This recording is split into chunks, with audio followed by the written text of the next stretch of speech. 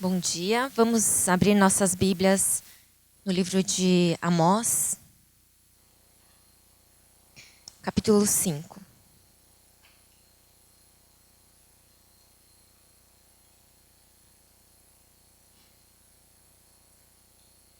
Ainda entre os profetas menores. Amós, capítulo 5, versículos 21 a 24.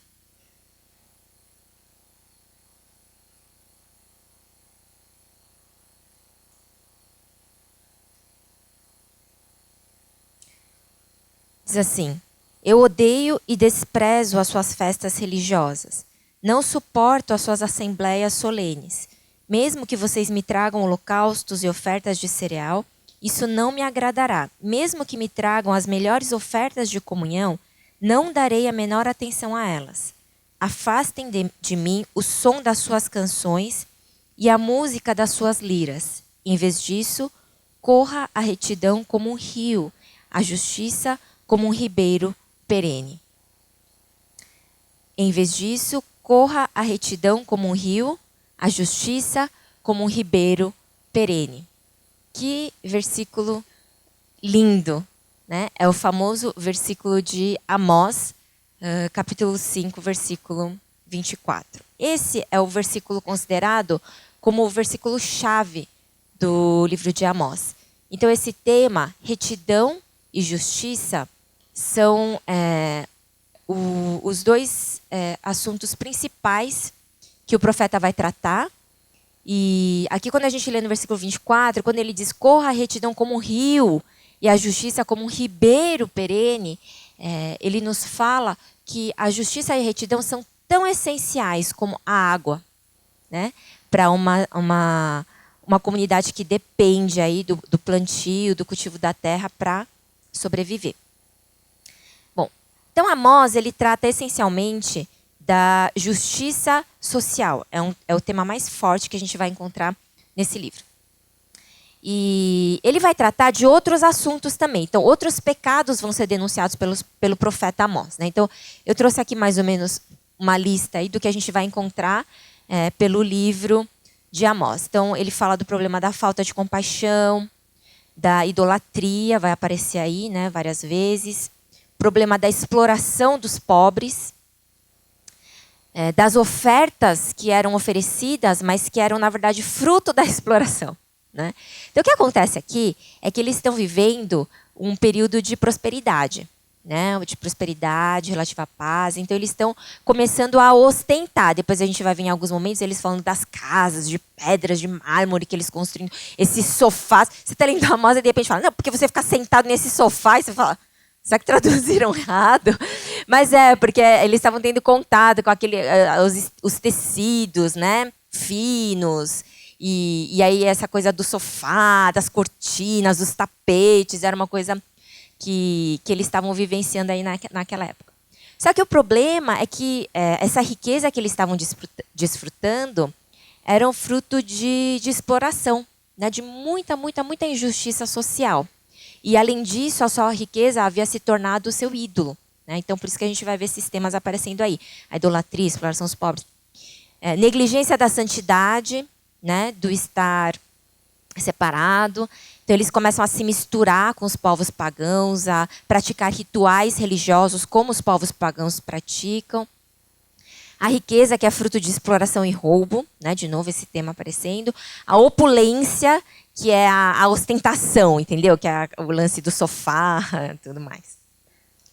A corrupção nos tribunais, né? Então os juízes estavam favorecendo uns, desfavorecendo outros. Tem um momento que Amós vai dizer que para de jogar a justiça no chão, né? Então os tribunais estavam corrompidos, suborno, né, estava acontecendo ali. E o problema do orgulho e da arrogância. Então, tudo isso vai ser tratado, mas a gente consegue ver que tudo isso é tratado em torno de um tema central, de um problema central, que é o problema da injustiça social, né, da exploração ao pobre e, mais especificamente, da riqueza à custa da exploração do pobre. É isso que Amós vai tratar. A ira de Deus, ela se desperta não somente por causa da injustiça praticada contra o pobre em si mesmo. Então é muito interessante ver nesse texto que nós lemos hoje, nesses versículos 21 a 24. Pode mostrar para a gente, por favor. Olha só, parece que sim, o problema da injustiça era um problema e aquilo desagradava a Deus. Mas o que deixava Deus mais bravo, sabe? Tinha um agravante, né, nesse problema da injustiça social. Qual era? Olha só, eu odeio e desprezo as suas festas religiosas. Não suporto suas assembleias solenes. Mesmo que vocês me tragam holocaustos e ofertas de cereal, isso não me agradará. Mesmo que me tragam as melhores ofertas de comunhão, eu não darei a menor atenção a elas. Afastem-se de mim o som das suas canções e a música das suas liras. Em vez disso, aí ele vai trazer o contraponto. Então, ao invés de vir ou fazer festa religiosa, tipo, cultuar, entendeu? Cantar louvor e serviço, ou as ofertas, os sacrifícios que a gente faz. Ao invés de tudo isso, que corra a retidão como um rio e a justiça como um ribeiro perene. Então, aqui, ele está tratando do problema da injustiça social e ele mostra que o que torna isso mais repugnante, a injustiça social, é que quem está praticando essa injustiça é a mesma pessoa que está vindo oferecer culto e louvores a Deus e sacrifício. E isso deixa Deus muito bravo. E é interessante que, diante do problema da injustiça social, a maior exortação que a gente vê aí não é tanto de... Não, vocês têm que praticar a justiça, entendeu? Vocês têm que fazer certo. Não fala muito disso em Amós. Porque, na verdade, é óbvio, entendeu? Se ele está condenando um caminho da injustiça social, então o arrependimento é o caminho oposto. Então, a justiça social. Então, eu acho que na cabeça de Amós e de Deus, não precisa falar, porque é óbvio. Então, se ele está falando qual é o problema, é óbvio qual é a solução, entendeu? É fazer o que é o oposto daquilo. Então, se o problema é injustiça social, é óbvio que tem que praticar a justiça social. No entanto, ele não fala tanto disso. Pratique a justiça, ajudem os pobres. Embora isso vai aparecer em muitas outras passagens. A gente vai ver ao longo dessa manhã. Mas a principal exortação aqui, o principal pecado condenado é a injustiça social. Mas o principal chamado... A exortação, a solução para a qual o profeta aponta aqui no livro de Amós, sabe qual é? Para voltar-se para o Senhor. Como se ele quisesse nos dizer que se a nossa mente e o nosso coração estiverem focados no Senhor, a gente não vai praticar injustiça social. Aquele que está centrado no Senhor não vai enriquecer à custa da exploração do pobre. Então, uma coisa tem tudo a ver com a outra, né? Falando assim, uma linguagem mais fácil. E portanto, o contraponto que nos é trazido através do livro de Amós não é entre a injustiça social e a justiça social. Porque a justiça social já é tratada na condenação da injustiça social. O que a gente vê ali, que é trabalhado, é a injustiça social em contraposição à religiosidade. É uma religiosidade que, no caso aqui, é vazia. É uma religiosidade que é inútil. Porque Deus está falando, sai daqui. Eu não quero, eu não vou receber isso. Por quê? Porque com a mesma mão que você ergue para me adorar, com a mesma boca que você abre para cantar para mim, você está explorando o seu semelhante. Então, essa questão da justiça social é um assunto que é tratado de maneira muito séria em toda a Bíblia, né? Na verdade, a gente vê aqui que Deus está muito, muito, muito preocupado em todo momento com o pobre. E essa é uma preocupação que o Filho de Deus, o discípulo de Cristo, também precisa ter. Ah, mas Deus está sendo injusto, então, ele está sendo parcial. Porque ele então ele não ama o rico e... Sabe, o problema aqui na Bíblia não parece ser que ele não ama o rico, né? Primeiro que ele constata que o rico é quase impossível entrar no reino de Deus. Na verdade, é impossível, né? E só pela graça, assim. É impossível para todo, mas para o rico é mais difícil. Porque a tendência de nós, seres humanos, nos apegarmos a um ídolo, a um Deus, é uma tendência natural da nossa criação como seres que são dependentes do seu Criador, entendeu? Então a gente foi criado, sim, para servir a algum Deus, para se ligar a alguém. Nós somos carentes, nós fomos criados para sermos preenchidos nessa carência. O problema é que quando isso não acontece com o nosso Criador, com Jesus, vai acontecer em outro lugar. E a história tem nos mostrado que o campeão nesse ranking de quem está substituindo Deus é o dinheiro. São as riquezas. E por isso que a gente vai ver esse problema sendo tratado várias vezes aí através dos profetas, né?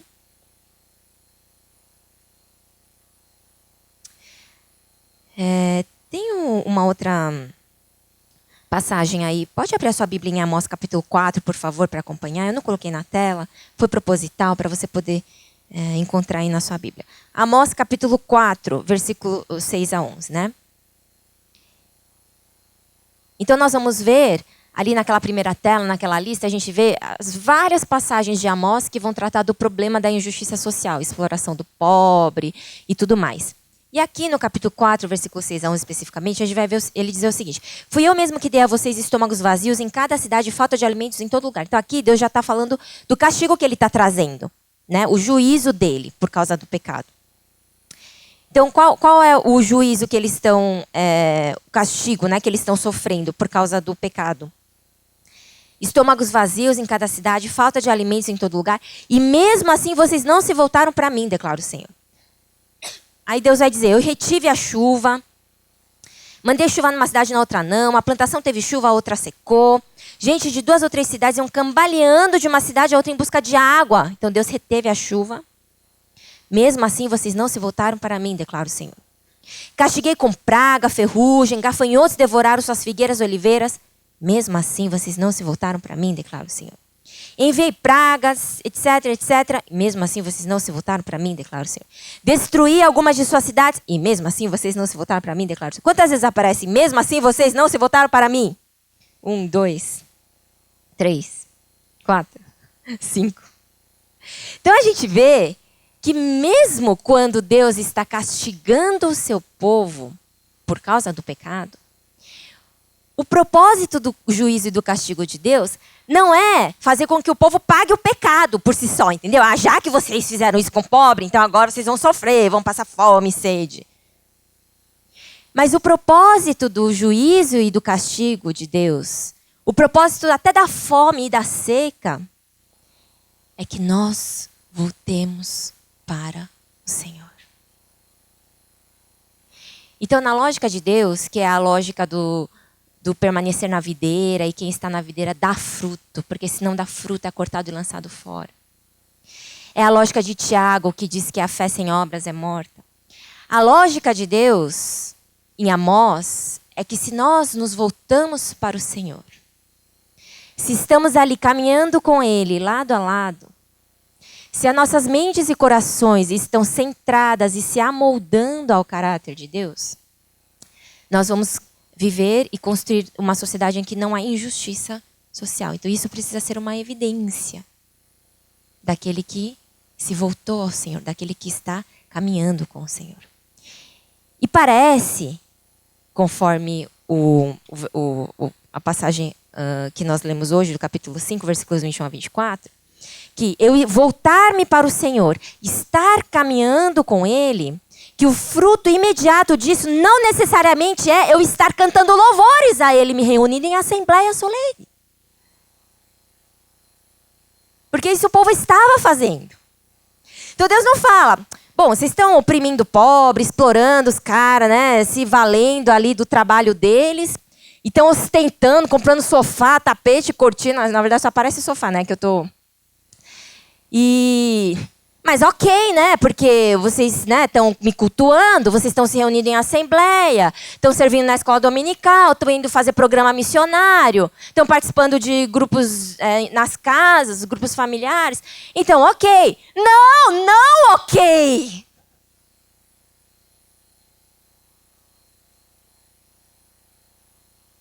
Então, o fato do povo estar se reunindo em assembleia e trazendo sacrifícios não era suficiente para Deus, porque Deus queria saber de onde estava vindo aquela oferta. Quem trabalhou para aquela oferta ser possível ser trazida, uma coisa esquisita a frase, né? Para existir aquela oferta. Quem suou por aqui? Da onde veio? Durante a semana, sabe a oferta que você traz? Sabe quando você chega aqui e abre a boca para louvar o Senhor? Essa boca, o que ela falou durante a semana? É isso que Deus está falando aqui. Quando ele diz, não adianta essa assembleia, depois de descer a lenha, falar, vocês oprimem os pobres, exploram, a oferta que você traz é fruto da exploração.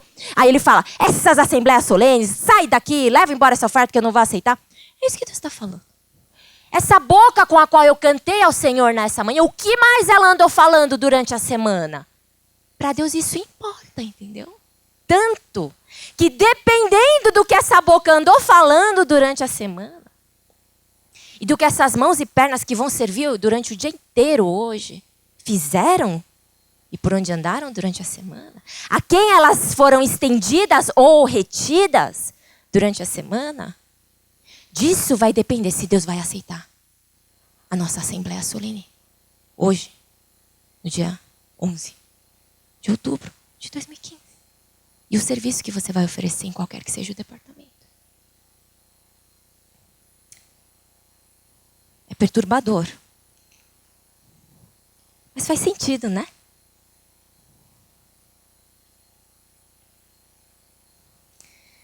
O juízo e o castigo não são meras punições pelo erro que cometemos. Em toda a história, Deus está constantemente intervindo para restaurar nosso relacionamento consigo. Esse é o apelo de Amós. Restaurar o relacionamento com Ele. E essa foi a razão da cruz. Esse paralelo entre o problema da injustiça social, de eu não estender a mão ao pobre, de eu não praticar a justiça social, entre outras palavras, o contraponto entre esse problema e a religiosidade, de oferecer culto e oferecer louvores e sacrifício, esse contraponto aparece assim, quase que igual, em uma outra passagem bíblica. Quem chuta? Que, na verdade, era contemporânea de Amós. É um outro profeta que é contemporâneo de Amós. Porque Amós começa aqui falando que, no versículo 1, né, criador de ovelhas em Tecoa, tal. Neste tempo, Uzias era rei de Judá. Quem mais falou no tempo de Uzias? Quem lembra? Isaías. Isaías 58. Vamos abrir as nossas Bíblias em Isaías 58.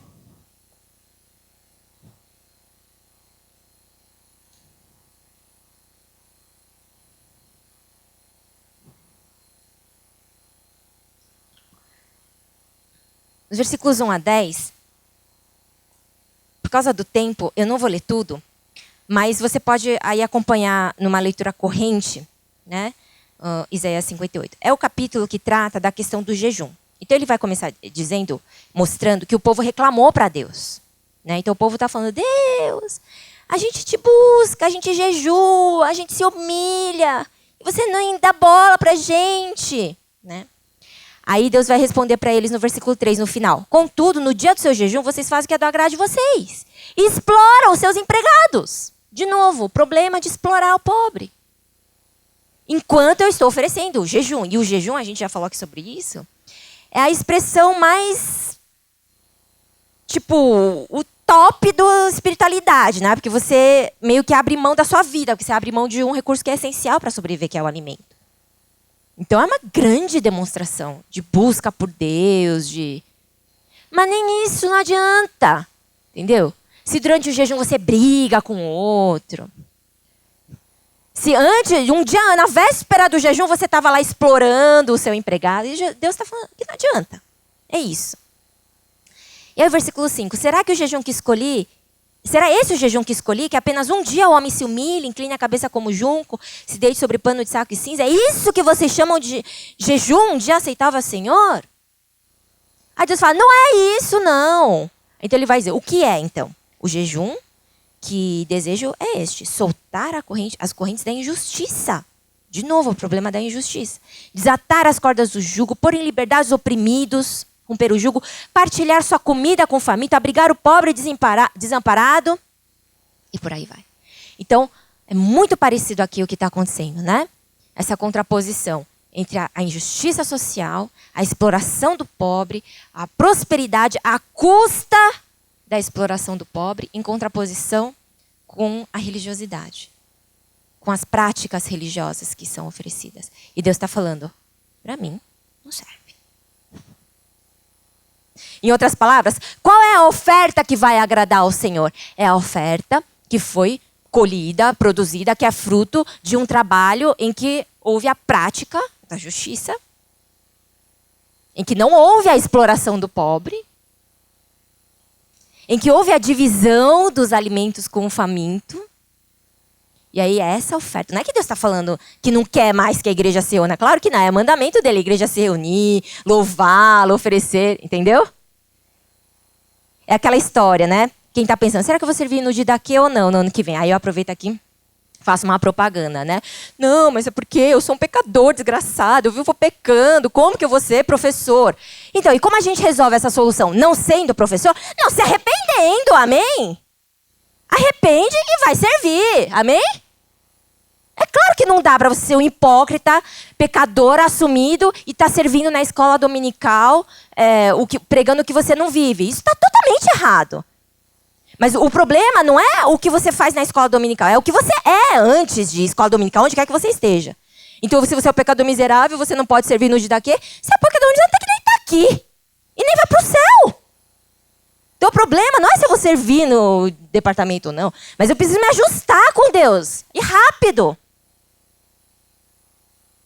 E tendo me ajustado com Ele, aí eu vou servir onde quer que for, porque não é por causa de quem eu sou, mas é por causa de quem Ele é. Amém? Né? Inscrições para o dia daqui até hoje. Aleluia. Então, o versículo 8 de Amós, podemos voltar em Amós. Capítulo 8.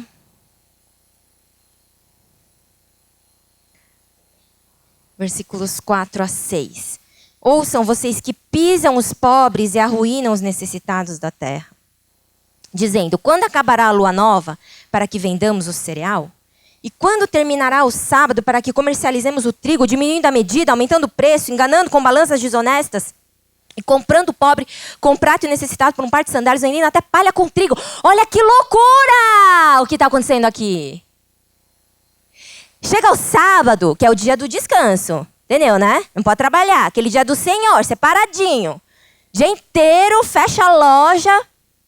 Igreja, entendeu? Louvor, oração, serviço. Aí os caras aqui estão falando o quê? Ai, passa logo esse domingo que eu quero abrir a loja no dia seguinte, na segunda, para poder alterar as balanças, para poder comprar o pobre por um par de sandálias, vender palha com trigo. Injustiça. Então, mesmo quando ele está servindo o Senhor, fazendo as obras, né, dele, oferecendo rituais religiosos, ele está, sabe, cumprindo o protocolo, vai logo e... Ah, não, né, porque se eu não servir no dia daqui, minha avó vai encher o saco, porque ela não vai ver meu nome lá na lista dos candidatos do ano que vem. Não, por que você serve no dia daqui? Ah, porque né, me serviram a vida inteira, então o mínimo que eu posso fazer é retornar. Nossa, que nobre. Mas não é por isso. Tudo que a gente faz é por causa de Jesus, o que Ele fez por nós, amém?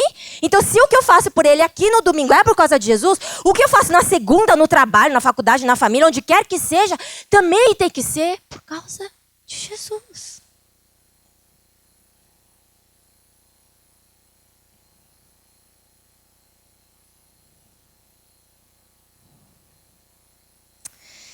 Esse problema da contraposição entre a injustiça social, a exploração do pobre, com a extrema religiosidade, né, aparece também em Mateus, capítulo 23.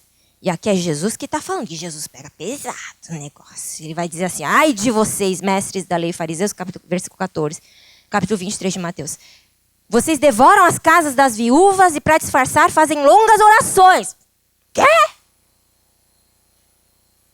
Por isso serão castigados mais severamente. Entendeu? Não adianta você chegar na casa da viúva arregaçando. Que a viúva era a mulher mais coitadinha da sociedade, entendeu? Era mulher, viúva, abandonada. Não tem ninguém para cuidar dela, para sustentar. É pobre. E os fariseus iam lá fazer uma visita pastoral. Arregaçavam com a dispensa da coitada. E para compensar, faziam longas orações. Ai de vocês, mestres da lei, fariseus. Aqui é uma série de ais, né? O capítulo 23. Mas aí o versículo 23 agora. Ai de vocês, mestres da lei, fariseus, hipócritas. Vocês dão o dízimo da hortelã, do enro, do cominho, mas têm negligenciado os preceitos mais importantes da lei. A justiça, a misericórdia e a fidelidade. Vocês devem praticar essas coisas sem omitir aquelas. Entendeu? Ficar certo com Jesus e servir hoje daqui. Ou em outros departamentos. Então os fariseus estavam dando o dízimo da hortelã. Imagina como que você calcula o dízimo da hortelã. Mede a hortelã para ver um dízimo ou pesa. Sei lá como é que funciona essa coisa maluca. Do endro, do cominho. Os fariseus davam o dízimo disso. Mas estavam negligenciando justiça, misericórdia, fidelidade. Tem um livro do Timothy Keller que vai tratar dessa questão da justiça social de maneira muito lúcida, bíblica, né? Que é o Justiça Generosa. Então, outra leitura aí que eu recomendo para vocês. Ele vai explicar essa questão dessa forma, num parágrafo que eu trouxe aqui para vocês, né? Fazer justiça está ligado de modo inseparável à pregação da graça de Deus. Isso é verdade de duas maneiras. O evangelho produz interesse pelo pobre, e as obras de justiça dão credibilidade à pregação do evangelho. Em outras palavras, justificação pela fé nos leva a fazer justiça. E fazer justiça leva muitos a buscar a justificação pela fé. Aqui é o parágrafo que ele vai concluir, uma discussão que existe aí no meio evangélico, né? De que, não, mas aí o evangelismo é o quê? É da cesta básica? Isso não é evangelismo, porque não falou de Jesus, ok? Aí o outro vai falar, mas evangelismo é o quê? É só falar de Jesus, Jesus, Jesus, e o cara tá morrendo de fome, e ele que se dane. Aí eu acabo o programa de evangelismo, eu me arregaço na churrascaria com a equipe de missões, e pro pobre eu não dei nada, nem um copo de água eu não dei para ele, só falei de Jesus, quer dizer, só, né? Então tem essa briga, né? Daqueles que são extremamente evangelho, pregação do evangelho, e dos que são extremamente ação social. E aí o Timothy Keller faz esse apontamento muito sábio. Né? E não é só ele que faz, muitos outros fazem também. O Shedd escreveu um livro pequenininho, chama Justiça Social e Interpretação da Bíblia. Fantástico esse livro também. Ele faz uma análise da teologia da libertação no último capítulo, o Shedd. É muito interessante esse livro também. Vale a pena ler esses dois livros juntos. Gente, as duas coisas junto. Por que não? Qual a dificuldade? Por que tem que brigar? Não é? São as duas coisas que tem que caminhar junto. E isso não é a turma do evangelho, ou da turma do social.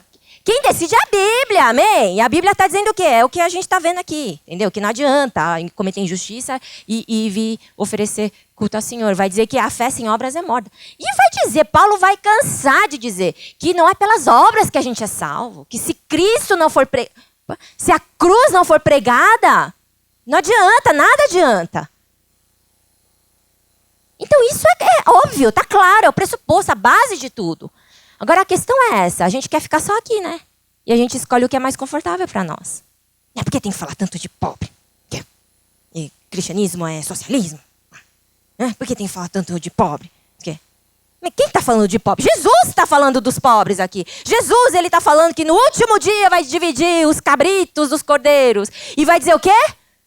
Cabritos, vocês não se voluntariaram pro dia daqui 2016. Não, ele não vai falar isso, por incrível que pareça. Ele vai dizer o quê? Você não me visitou quando eu estava preso. Você não me deu comida quando eu estava com fome. Você não me vestiu quando eu estava nu. Você não praticou a justiça para com o pobre. É isso. É isso.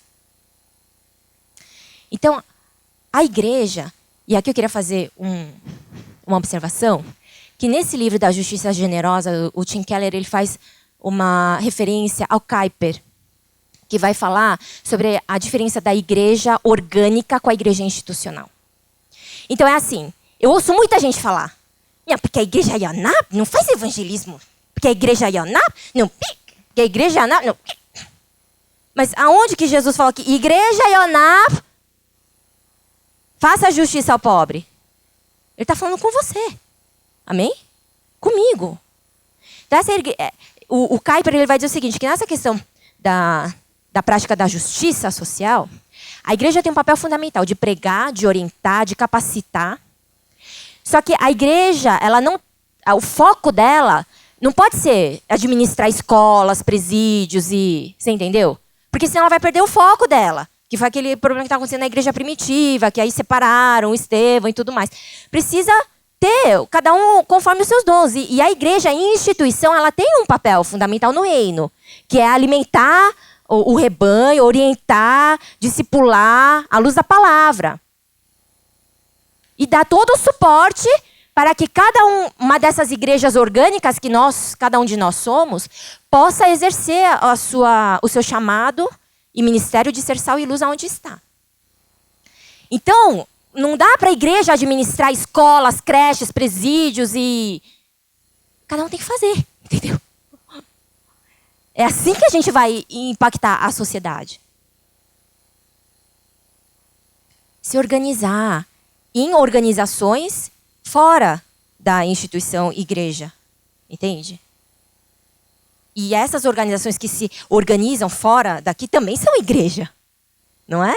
E eu, como um empresário que tenho 5 funcionários que trabalham para mim, eu sou uma igreja orgânica, eu sou a imagem e a semelhança de Deus, e eu preciso comunicar esse amor e viver esse evangelho que me salvou com essas 5 pessoas de quem eu estou cuidando. Do mesmo jeito acontece com os meus colegas da faculdade. Na minha família. Com os meus vizinhos. E assim por diante. Então, não é querer jogar a responsabilidade. Não, porque se a igreja fizer um programa a gente tem um monte de programa. Nós estamos incentivando, graças a Deus, a nossa igreja é uma igreja com um coração missionário. Ali nós estamos, mas são muito poucas as pessoas que estão ali. Nós temos uma equipe indo na Fundação Casa toda semana. Nós temos 2 equipes indo atender as crianças na favela em Santo André. Nós temos agora uma equipe que começou que vai atender os refugiados sírios. Nós temos muitos trabalhos, mas a falta de gente, de obreiro interessado, porque está todo mundo ocupado com as programações da igreja ou com suas próprias programações. Então é o que Tiago vai nos dizer no capítulo 2. De que adianta, meus irmãos, alguém dizer que tem fé se não tem obras? Acaso a fé pode salvá-lo? Se o irmão ou irmã estiver necessitando de roupas, do alimento de cada dia, um de vocês lhe disser, vá em paz, aqueça, alimente-se, até satisfazer-se, sem, porém, lhe dar nada, de que adianta isso? Assim também a fé, por si só, se não for acompanhada de obras, está morta. Há, sim, um interesse especial na palavra de Deus pelo pobre. É a orientação justa de Deus que favorece aquele que não o será naturalmente. Você acha que Deus precisa falar? Gente, seja amigo do rico. Você acha que Deus... Por que não tem isso na Bíblia? Porque não precisa, entendeu? Todo mundo quer ser amigo do rico. Isso é uma coisa natural. O rico já é naturalmente favorecido. Por isso Deus tem que falar, não seja amigo só do rico, seja amigo do pobre também. Alô? Quando entrar alguém bem bonitão, tal, Armani, não sei o quê, aí você fala, senta aqui na frente, irmão precioso Jesus, bênção. E aí chega o pobre e você fala, tá cheirando, vai lá para trás que vai atrapalhar a concentração do pregador. Isso é do inferno. Então ele está falando que não pode fazer assim, não pode. E o banquete, o casamento as bodas do cordeiro, vai ser uma loucura. Porque quem vão ser os convidados? Aleijados, mancos, os mendigos, os becos. Então, gente, a gente precisa começar a se acostumar. Senão, quando chegar no dia do banquete, né, capaz que alguém fale assim, nossa, Jesus, não vai dar para sentar nessa mesa, não, porque eu não estou acostumado. Já pensou que tragédia? Então, aqui agora é o tempo de começar a praticar. Né? Sim, a igreja precisa dar atenção especial ao pobre. Porque dar atenção especial ao pobre não é preferência, não é gosto, não é linha teológica. É obedecer ao que a Bíblia está falando, entendeu? E claro que o princípio é o amor. Né? O que nos capacita, nos permite, nos move a amar aquele que é diferente de mim, né? A amar aquele que vai exigir de mim o que eu não quero dar. Que vai exigir que eu divida, vai exigir que eu deixe o meu conforto, vai exigir que eu me sacrifique de verdade, sabe? Ai, é um sacrifício, né? Tem que ficar olhando o WhatsApp para ver que horas que a gente vai sair para jantar. Ai, que sacrifício. Ninguém responde esse chat. O sacrifício eu tenho que tirar da minha mesa e dar para quem não tem. Então, aquele que vai exigir esse sacrifício de mim, me incomoda. Não quero ficar perto dele. Mas o que me capacita a estar perto dele? O que me faz ir para perto dele? É o amor que me alcançou. Nós precisamos estar urgentemente cheios do amor de Deus. Ter uma revelação mais profunda, mais íntima, nova desse amor de Deus, dia após dia. Porque é esse amor que vai me permitir amar aquele que não é amável. Então não adianta a gente falar, gritar, fazer malabarismo aqui, criar programas de missão, de ação social dentro da igreja. Se nós não formos constrangidos e movidos pelo amor da cruz, mesmo as atitudes de boas obras serão ofertas de cereal que Deus vai rejeitar. Tem que ser movido, regado, orientado pelo amor. Vamos ter nossa oração, o nosso minuto de oração aí. Vamos responder ao Senhor a palavra dele e pedir para que ele nos dê a revelação desse amor dele. Uma revelação nova, uma porção nova, mais profunda, mais íntima. Que a gente entenda o que é o amor dele e que esse amor possa nos levar a uma submissão mais completa, a uma santidade mais completa, a uma prática de amor que também é uma prática de justiça, né? Vamos ter esse minuto de oração.